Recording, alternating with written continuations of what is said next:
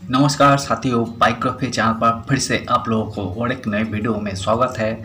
आशा करते हैं कि आप लोग अपने जीवन में खुश होंगे, मस्त होंगे और मज़े में भी होंगे।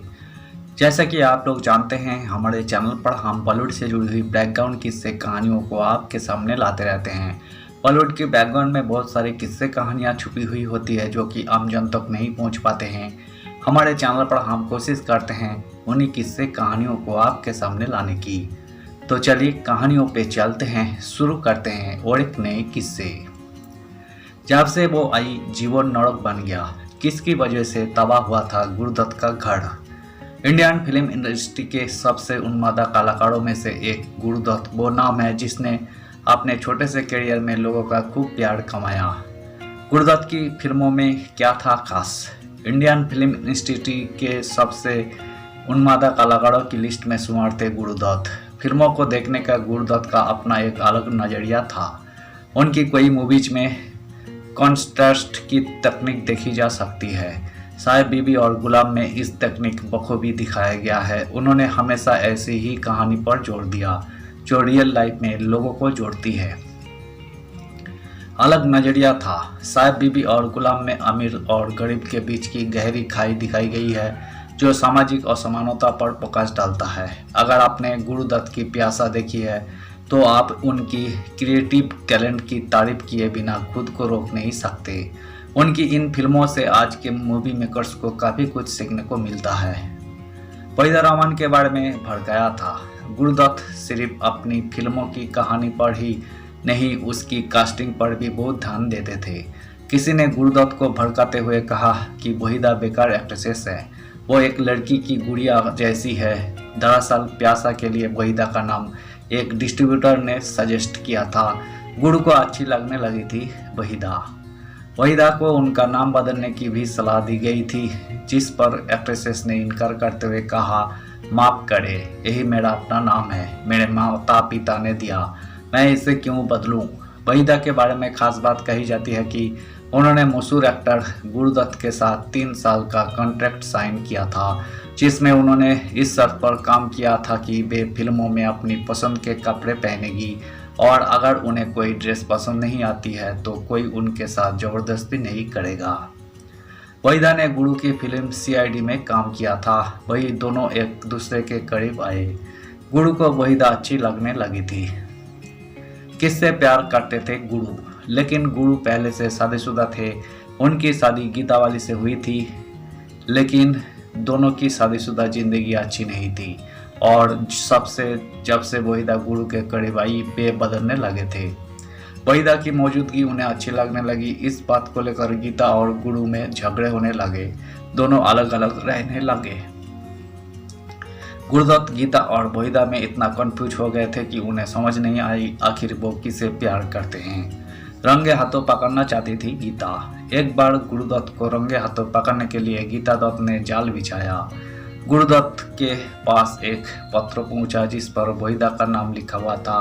खत में लिखा था, मैं आपसे बात करना चाहती हूँ, शुद्ध बुद्ध खो चुकी हूँ, ना जाने आपने क्या कर दिया, मैं आपसे मिलना चाहती थी। इस खत को पढ़कर गुरु हैरान थे क्योंकि वहीदा से उनकी रोज मुलाकात होती थी। उन्होंने अपने दोस्त अबरार से इसकी चर्चा की। वे पहले ही नज़र में भाप गए कि ये खत वहीदा ने नहीं लिखा है। क्या वहीदा ने नरक बना दी थी जिंदगी। सच क्या है ये पता करने के लिए दोनों नरीमन पॉइंट पहुंचे। थोड़ी देर में एक कार से गीता दत्त और उनकी दोस्त उतरी। गीता को देखकर गुरुदत्त बेहद खफा हो गए। उन्होंने गीता पर हाथ भी उठा दिया। इस बकया के बाद दोनों में दूरियां आ गई। गुरुदत्त द अनसेटिस्फाइड स्टोरी किताबों के अनुसार एक बार गीता दत्त ने वहीदा पर अपनी भड़ास निकालते हुए कहा था, जब से वो हमारी ज़िंदगी में आई है तब से ज़िंदगी नरक हो गई है, मरा हुआ शरीर देखोगे। बीबीसी की एक रिपोर्ट के अनुसार 9 अक्टूबर को उनके दोस्त अबरार अलवी उनसे मिलने गए तो गुरुदत्त शराब पी रहे थे। इस बीच उनकी गीता दत्त से फ़ोन पर लड़ाई हो चुकी थी।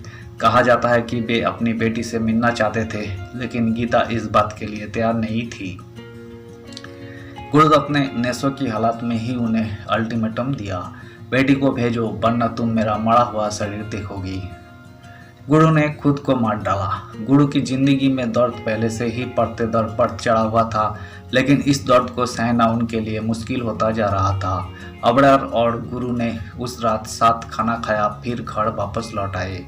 दिन में उनके पास फोन आया कि गुरु की तबीयत खराब है। खबर पाते ही वे उनसे मिलने घर जा पहुंचे। उन्होंने देखा कि गुरुदत्त कुर्ता पाजामा पहने पलंग पर लेटे हुए थे। उनके बगल में एक गिलास रखा हुआ था जिसमें एक गुलाबी तरल पदार्थ तो अभी भी थोड़ा सा बचा हुआ था। अबरार के मुंह से निकला, गुरुदत्त ने अपने आप को मार डाला है। मरने के तरीके पूछते थे गुरु। लोगों ने पूछा, आपको कैसे पता? अबरार को पता था, क्योंकि वो और गुरुदत्त अक्सर मरने के तरीकों के बारे में बातें किया करते थे। गुरुदत्त ने ही उनसे कहा था, नींद की गोलियों को उस तरह लेना चाहिए जैसे माँ अपने बच्चों को गोलियां खिलाती है, पीसकर और फिर उसे पानी में घुलकर पी जाना चाहिए। अबरार ने बाद में बताया कि उस समय हम लोग मजाक में ये बातें कह रहे थे। मुझे क्या पता था कि गुरुदत्त इस मजाक का अपने ही ऊपर परीक्षण कर लेंगे। धन्यवाद साथियों। आज के इस वीडियो में हमने मशहूर एक्टर प्रोड्यूसर गुरुदत्त से जुड़ी हुई किस्से को आज हमने आपके सामने रखने की कोशिश की है। उम्मीद है दोस्तों वीडियो आपको जरूर पसंद आई होगी। वीडियो पसंद आए तो लाइक कर दीजिएगा। चैनल पर अगर आप नए आए हैं तो प्लीज़ एक सब्सक्राइब कर दीजिएगा। और इस वीडियो के बारे में आप अपना ओपिनियन जरूर रख सकते हैं। कमेंट बॉक्स खुला है, आप कमेंट कीजिए। हम आपका कमेंट का रिस्पेक्ट करते हैं और हम आपका कमेंट का रिप्लाई भी करेंगे। उम्मीद है दोस्तों आप लोग हमें जरूर सपोर्ट करेंगे। मिलते हैं नेक्स्ट वीडियो में। धन्यवाद।